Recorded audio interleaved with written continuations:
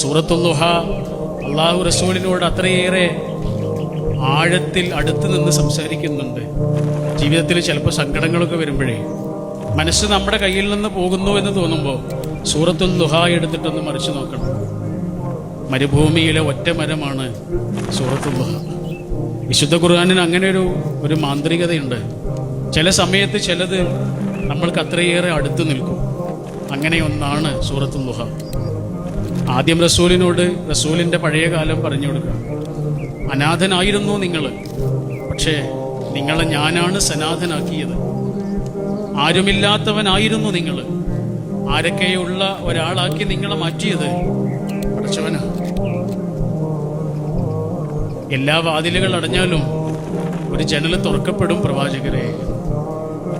എല്ലാ വാതിലുകളും അടഞ്ഞിട്ടുണ്ടാവും, പക്ഷേ ഒരു ജനൽ, ഒരൊറ്റ ജനൽ നമ്മൾക്ക് മാത്രമായി തുറക്കപ്പെട്ടിട്ടുണ്ടാവും. നമ്മളിപ്പോഴും വാതിലിൽ ചെന്നിട്ട് മുട്ടിക്കൊണ്ടിരിക്കുകയാണ്. അള്ളാഹു പറയുന്നത് ജനലിലൂടെ രക്ഷപ്പെടാനാ.